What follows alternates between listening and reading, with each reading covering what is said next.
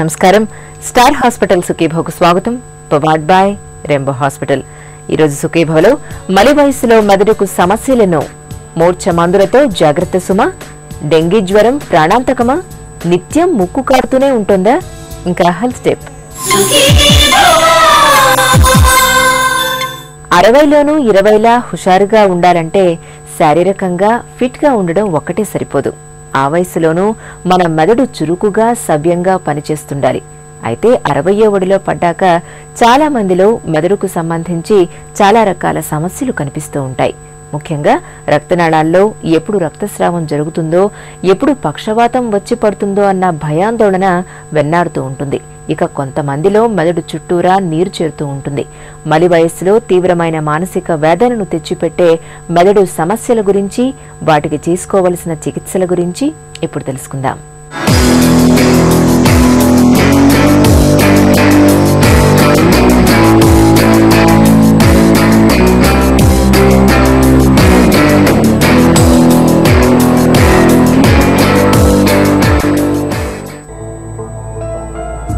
మెదడు మనిషి ఆలోచనకు ఆయువు పట్టు. సజీవ శరీర నౌకను నడిపించే అద్భుత చుక్కాని. అందుకే మెదడులో ఏ చిన్న లోపం తలెత్తినా మొత్తం శరీర యంత్ర ప్రక్రియలన్నీ స్తంభించిపోతూ ఉంటాయి. ముఖ్యంగా షష్ఠిపూర్తి వయస్సులో మెదడులో రకరకాల సమస్యలు తలెత్తుతూ ఉంటాయి.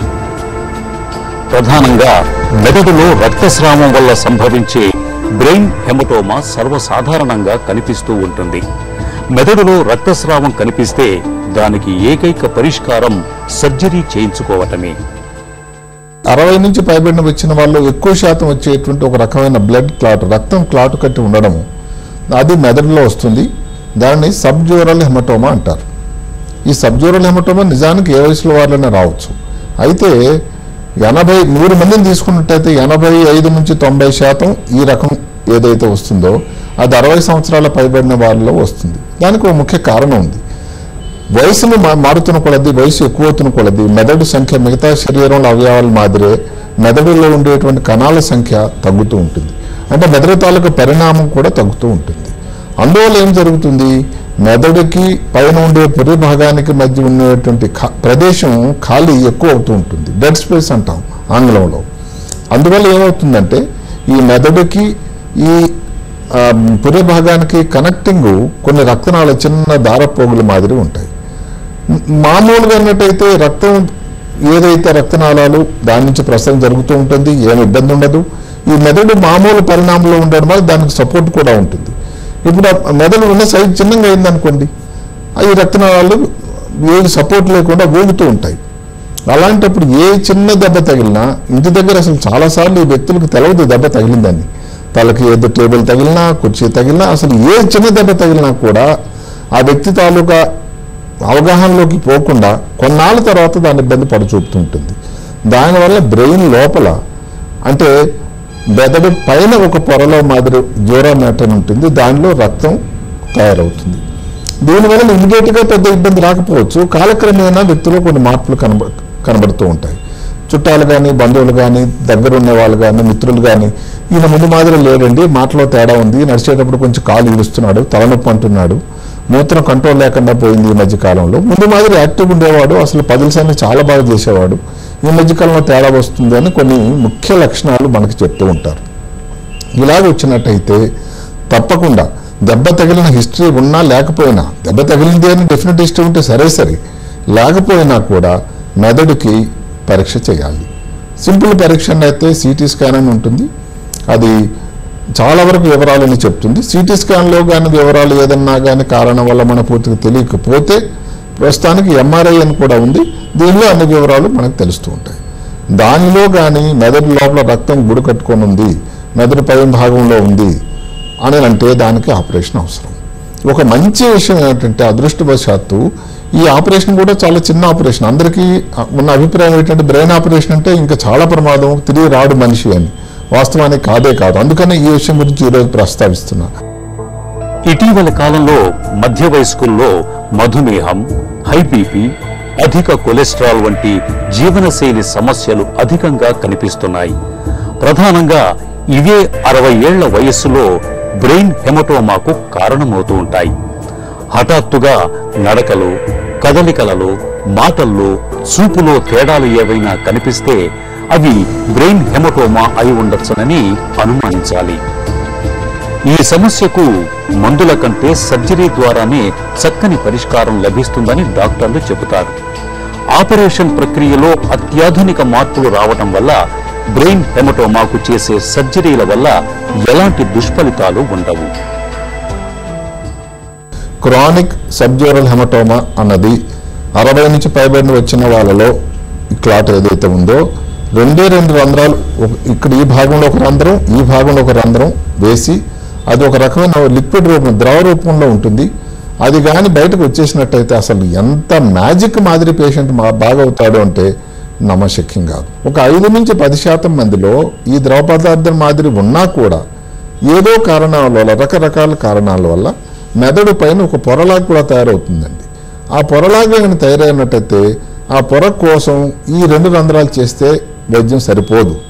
అలాంటి వాళ్ళకి పెద్ద ఆపరేషన్ బ్రెయిన్ మీద క్రేనియాటమీ అంటాం, బ్రెయిన్ ఓపెన్ చేయాల్సి ఉంటుంది. చేసి ఆ పొరను తొలగిస్తే తప్ప పూర్తిగా ప్రయోజనం పేషెంట్కి కలగదు.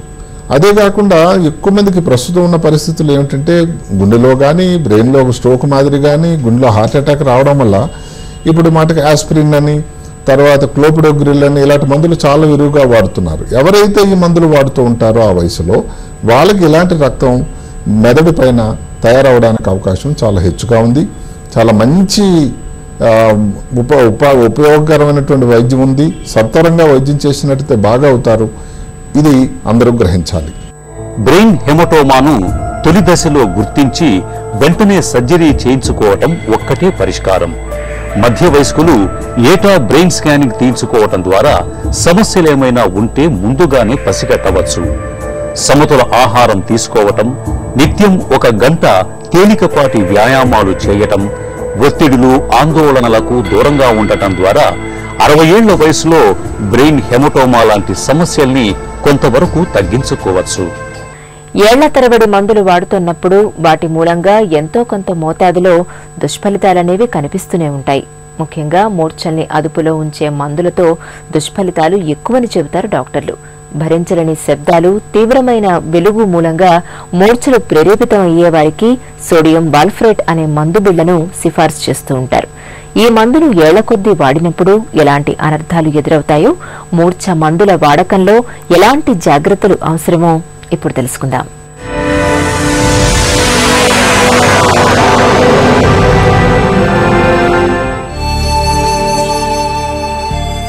మూర్ఛలు అనేక రకాలు.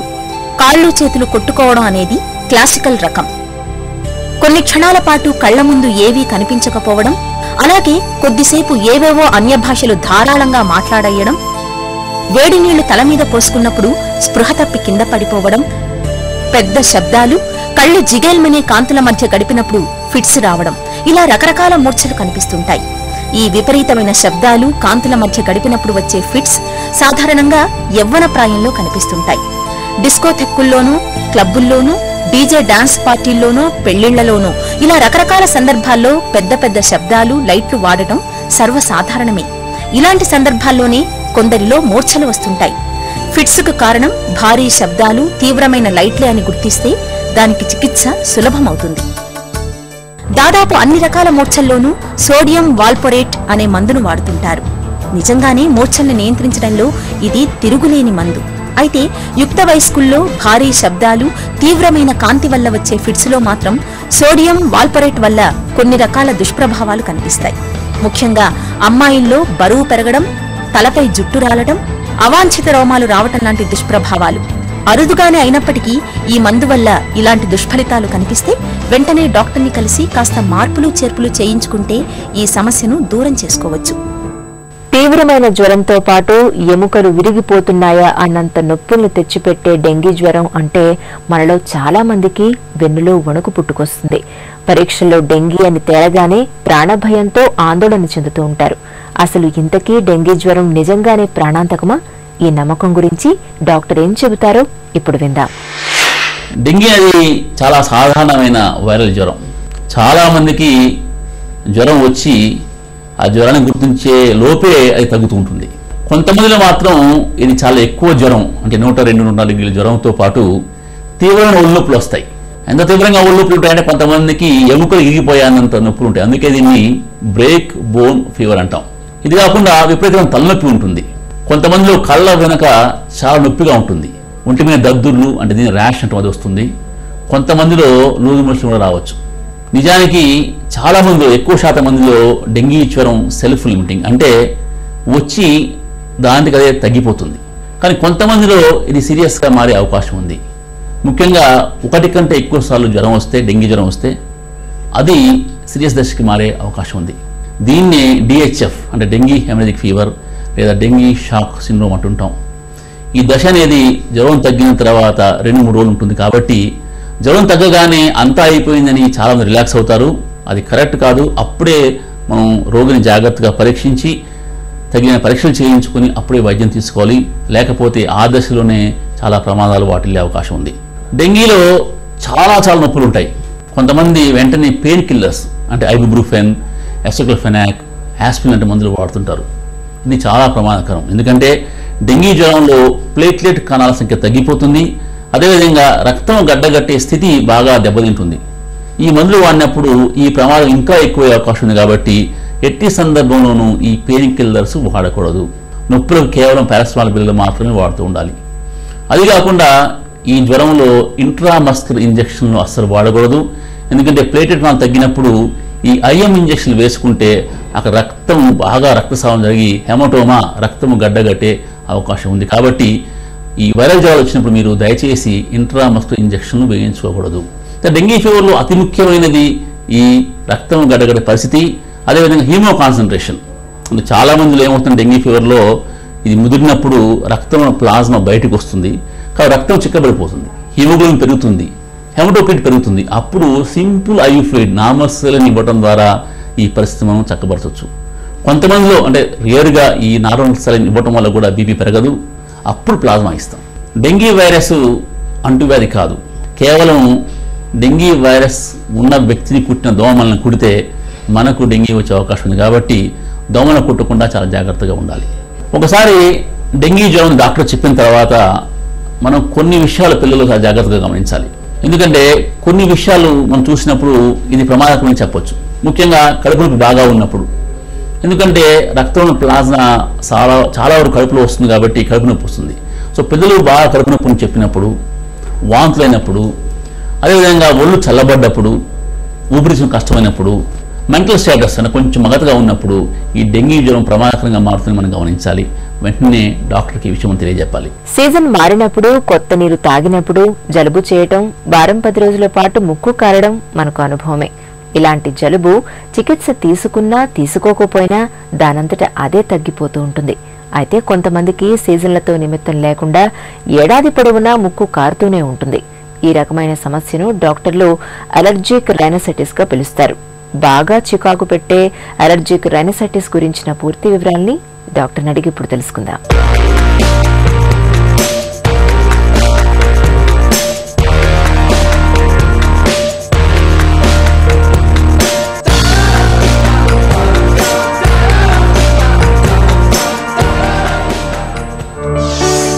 ఎలర్జిక్ రైనైటిస్ అంటే ఏంటి? ఎలర్జిక్ రైనైటిస్ అంటే allergic inflammation of the nasal mucosa to any allergens. చెట్లు, పువ్వుల నుంచి కానీ, మన ఇంట్లో ఉన్న డస్ట్ నుంచి కానీ, లేదా మన పక్కన ఉన్న యానిమల్స్, కుక్క ఇలాంటి వాటి ఎయిర్ ఫాలికల్స్ నుంచి కానీ ఇటు నుంచి వస్తుంది. Allergic inflammation of the nasal mucosa అన్నమాట. అంటే ఈ ఎన్ని ఎలర్జెన్స్ అవి మ్యూకోజా మీద పడినప్పుడు అప్పుడు వచ్చే ఇన్ఫ్లమేషన్ ఎలర్జిక్ రైనైటిస్ అంటాం అనమాట. ఎలర్జిక్ రైనైటిస్ అనేది 2 రకాలండి. Seasonal allergic rhinitis, perennial allergic rhinitis. Seasonal అంటే ఏంటంటే మనకు ఒక సీజన్లో వస్తుంటాయి. సపోజ్ పోలిన్స్ ఉన్నాయనుకోండి, ఒక సీజన్లో వస్తుంటాయి ఆ ఫ్లవరింగ్, వాటికి ఎలర్జీగా ఉన్న వాళ్ళకి సీజనల్ ఎలర్జిక్ రైనైటిస్ అంటాం. ఇంకోటి పెరీనియల్ ఎలర్జిక్ రైనైటిస్ అంటే ఇది ఇయరంతా ఉంటుంది. ఎక్కువగా ఏంటంటే డస్ట్కి లేదా మన యానిమల్స్, మన ఇంట్లో ఉండే పెట్స్, వాటికి ఎలర్జీ ఉన్న వాళ్ళు యూజువల్గా పెరీనియల్ ఎలర్జిక్ రైనైటిస్ తోటి ఉంటారనమాట. మళ్ళీ వీటిని మనం ఇంకోటి రకం కూడా అనుకోవచ్చు, మైల్డ్, మోడరేట్, సివియర్ అని. మైల్డ్ అంటే మైల్డ్గా సిమ్టమ్స్ ఉంటాయి, సివియర్ అంటే బాగా సివియర్గా ఒక్కోసారి స్కిన్ రియాక్షన్స్ కూడా వస్తుంటాయి అన్నమాట. ఇంకోటి ఏంటంటే కంటిన్యూస్, ఇంటర్మీడియట్. యూజువల్గా ఏంటంటే సీజనల్ రైనైటిస్ అనేది ఇంటర్మీడియట్గా ఉంటుందండి. పెరీనియల్ రైనైటిస్ అనేది యూజువల్ కంటిన్యూస్గా ఉంటుంది, ఒక్కోసారి అది కూడా ఇంటర్మీడియట్గా ఉండొచ్చు కానీ ఎక్కువగా కంటిన్యూస్గా ఉంటుంది అన్నమాట. ఈ ఎలర్జిక్ రైనైటిస్ ఉన్న వాళ్ళకి ఏమైందంటే మెయిన్గా సిమ్టమ్స్ వచ్చి మైల్డ్గా ఉన్న వాళ్ళకి ఏంటంటే ముక్కుల్లో కొద్దిగా తుమ్ములు రావటం కారటం జరుగుతుంటుంది అనమాట. మోడరేట్గా ఉన్న వాళ్ళకి ఏంటంటే ఈ తుమ్ములు కారటంతో పాటు ముక్కు మూసుకుపోవటం, కళ్ళ మీద నీరు రావటం, కన్ను దురద రావటం జరుగుతుంది అనమాట. సివియర్గా ఉన్న వాళ్ళకి ఏంటంటే ఈ కన్ను దురద, కంటి కంజెషన్ అంటాం, కళ్ళు ఎరుపుతో పాటు స్కిన్ మీద కూడా దురద ఇలాంటివి వస్తుంటాయి అనమాట, ర్యాషెస్. సో సివియర్గా ఉన్న వాళ్ళకి ఏంటంటే ఈ ముక్కు రియాక్షన్ నుంచి కూడా స్కిన్ మీద వస్తుంది అనమాట సిమ్టమ్స్. ఇది సివియర్ ఎలర్జిక్ ప్రాబ్లం అంటాం. తరచూ ముక్కు కారటానికి కారణాలేంటి? సాధారణంగా ఈ ఎలర్జీ ఏంటంటే హెరిడిటరీ కావచ్చు, ఎన్విరాన్మెంటల్ కావచ్చు అండి. హెరిడిటరీ అంటే మన పూర్వీకుల నుంచి వస్తుంటుంది, వీళ్ళకి కొంచెం చిన్నప్పటి నుంచే ఉంటాయి అనమాట. వీళ్ళకి ఈ ఎలర్జిక్ రైనైటిస్తో పాటు ఎక్కువ మందికి ఆస్తమా ప్రాబ్లం కూడా ఉంటుందండి. రెండోది ఏంటంటే ఎన్విరాన్మెంట్లో మనం ఉన్న ఎన్విరాన్మెంట్ నుంచి వస్తుంది అనమాట. ఒక్కోసారి మనం హైదరాబాద్లో ఉన్నాం ప్రాబ్లం ఉండదు, చెన్నై పోయాం ప్రాబ్లం ఉంటుంది. ఎక్కువ మందికి ఏంటంటే మనం చూసామంటే న్యూజిలాండ్, ఆస్ట్రేలియా ఉన్నారనుకోండి, అక్కడ ప్రాబ్లం ఉండదు, దుబాయ్ అక్కడ, ఎందుకంటే అక్కడ పొల్యూషన్ ఉండదు అనమాట. వాళ్ళు ఎమ్మటే ఫ్లైట్ దిగి ఇండియా రాంగ్లోనే ప్రాబ్లం ఉంది, వాళ్ళు టిపికల్గా చెప్తుంటారు. సో ఈ ఎన్విరాన్మెంట్లు, హెరిడిటరీ, ఎన్విరాన్మెంట్లు ఇవి సాధారణం అండి. ఈ ఎన్విరాన్మెంట్లో మెయిన్ ఏంటంటే డస్ట్ మైటు, పోలెన్స్. వెస్ట్రన్ కంట్రీస్లోనూ pollen problem, like Germany, France అటు చూసాం అనుకోండి పోలెన్ చెట్లు. ఇండియాకి వచ్చింది అనుకోండి డస్ట్ ప్రాబ్లం, డస్ట్ మైటు, లేదంటే పెట్స్, లేదంటే మన smoke pollution, vehicle pollutions, industrial pollutions ఇవన్నమాట.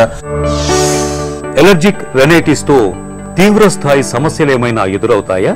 తరచూ జలుబు చేసే, ఎక్స్పెషల్లీ ఎక్కువగా డస్ట్లోకి వెళ్ళే వాళ్ళకి, ఎక్కువ కోల్డ్ వెదర్కి ఒక్కోసారి ఏమైందంటే అంతకుముందు మ్యూకోజా నార్మల్ కూడా హైపర్ సెన్సిటివ్ అవుతుంది అనమాట. కొంతమంది చూస్తున్నాం కూల్ డ్రింక్ చిన్న ప్రాంచి తాగుతున్నామండి, ఈ మధ్యలో తాగుతుంటే గొంతు ఇన్ఫెక్షన్స్ ఎక్కువగా వస్తున్నాయని, అంటే అప్పటికి సెన్సిటివ్ వస్తుంది అనమాట. మనకి ఏదైనా ఎలర్జీ అంటే పుట్టుకతోటో ఎర్లీగానే ఉండాలని లేదు, ఎప్పుడైనా రావచ్చు.